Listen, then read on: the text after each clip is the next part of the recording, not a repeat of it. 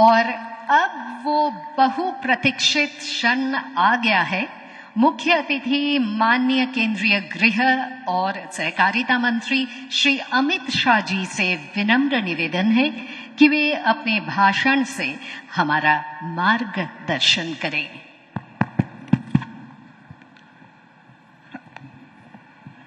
मेरे साथ बोलिए, भारत माता की। क्यों भाई, इतनी बड़ी विजय के बाद आवाज को क्या हो गया है?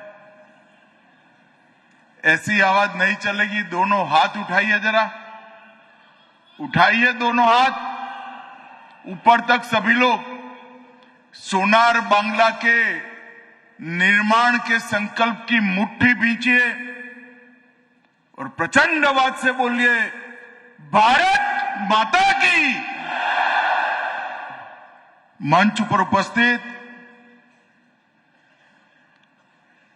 पश्चिम बंगाल के नवनिर्वाचित मुख्यमंत्री श्रीमान शुभेंदु अधिकारी जी, गुजरात विधानसभा के अध्यक्ष श्रीमान शंकर भाई चौधरी जी, हमारे प्रदेश भारतीय जनता पार्टी के अध्यक्ष महोदय श्री अशोक कीर्तनिया, माननीय सहकारिता मंत्री पश्चिम बंगाल श्री स्वपन दास गुप्ता, वित्त मंत्री बंगाल सरकार श्री तपस रॉय जी, उद्योग एवं वाणिज्य मंत्री पश्चिम बंगाल डॉक्टर कल्याण चक्रवर्ती जी, खाद्य प्रसंस्करण और उद्योग और उद्यानिकी मंत्री पश्चिम बंगाल, हेल्थ मिनिस्टर बंगाल शरद मुखर्जी जी, श्री मनोज कुमार अग्रवाल जी, मुख्य सचिव पश्चिम बंगाल श्रीमान पंकज बंसल जी, अपर सचिव सहकारिता मंत्रालय डॉक्टर सुब्रत गुप्ता, माननीय मुख्यमंत्री जी की प्रिंसिपल सेक्रेटरी श्री शोभा सिंह परमार जी, अध्यक्ष अमूल डेयरी अशोक चौधरी जी, श्री मिनेश शाह जी, श्री अमित व्यास जी, श्री जयंत मेहता जी, और आज इस कार्यक्रम में आए हुए सभी भाइयों बहनों को मेरा राम राम नमस्कार। मित्रों, आज बंगाल चुनाव के विजय के बाद मोदी जी की ओर से मैं मिष्टी दही से बंगाल वासियों का मुंह मीठा कराने के लिए यहां पर आया हूं। बंगाल में जो परिवर्तन बंगाल की जनता ने किया है, वो परिवर्तन आजादी के बाद के सभी राज्य के विधानसभा चुनावों से एक अलग प्रकार का परिवर्तन। बंगाल जैसा राज्य जो देश के हर क्षेत्र के लिए एक ज्योति पुंज के समान होता था। शिक्षा की बात करें तो हमारा पश्चिम बंगाल 5 दशक देश से आगे रहता था। आजादी की लड़ाई हो, यहीं से एक बढ़कर आजादी की लड़ाई के सेनानी बंगाल ने दी। धर्म भक्ति संकीर्तन की बात करें तो चैतन्य महाप्रभु, स्वामी विवेकानंद, रामकृष्ण ठाकुर और महर्षि अरविंद ने एक अद्भुत परंपरा बंगाल के अंदर स्थापित की। और जब देश के प्रति देशभक्ति और समर्पण की बात हो तो नेताजी सुभाष चंद्र बोस हो या खुदीराम बोस, बंगाल ने बलिदान देने में भी पीछे मुड़कर कभी नहीं देखा। देश का वो ज्योति पुंज बंगाल जो पूरे देश का हर क्षेत्र में मार्गदर्शन करता था, यहीं से कवि गुरु टैगोर को अंतर्राष्ट्रीय प्रतिष्ठित पुरस्कार मिलता था। यहीं पे जगदीश बासु को वनस्पति में जीव है इसका संशोधन करने का सम्मान मिलता था। यहीं से वंदे मातरम के रचयिता ऋषि बंकिम बाबूक ने भारतीय संस्कृति का वो अमर गीत जिसने सांस्कृतिक राष्ट्रवाद की नींव डाली, वो आनंद मठ पुस्तक में वंदे मातरम की रचना की। वो बंगाल लंबे समय से विदेशी विचारों से प्रभावित कम्युनिस्ट सरकार के शासन में रहा।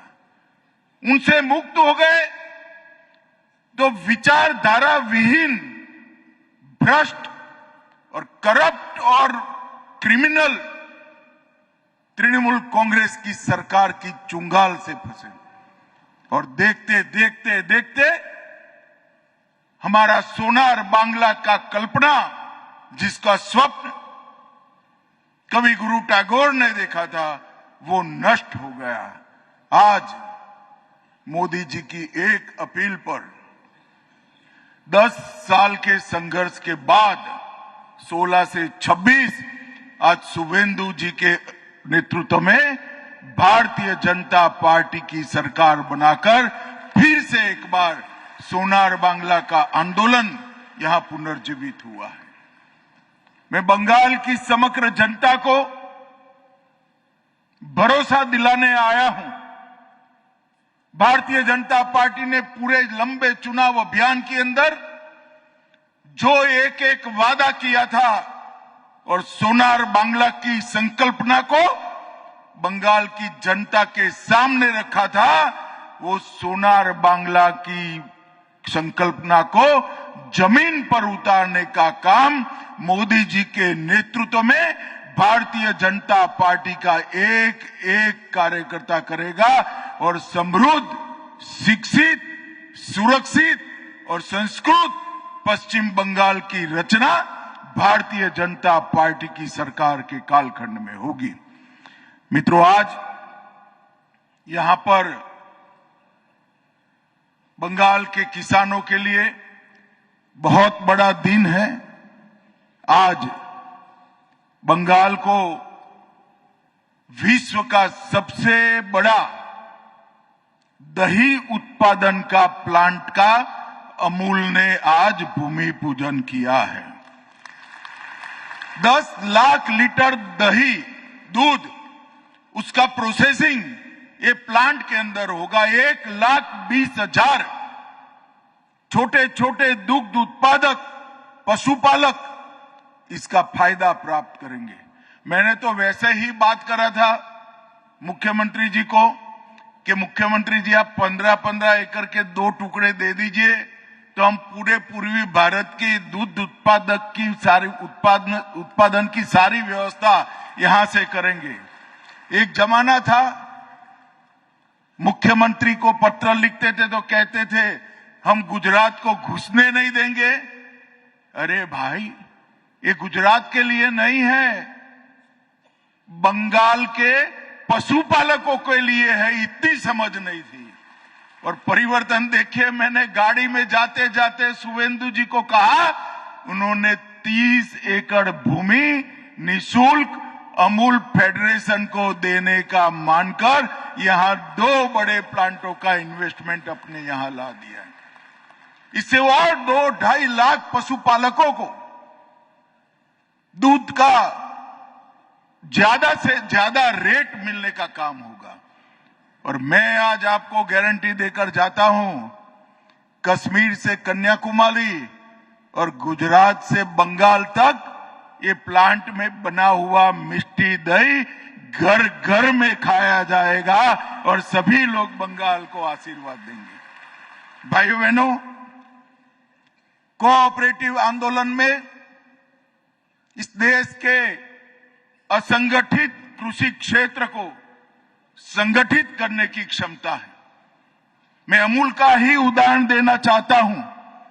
आज जिन्होंने यहां पर इतना बड़ा काम किया है, आज वो विश्व की नंबर 1, मेरी बात ध्यान से सुनना, विश्व की नंबर 1 कोऑपरेटिव सोसाइटी बनी है, जिसके अंदर 36 लाख महिलाएं अपना दूध रोज देती है।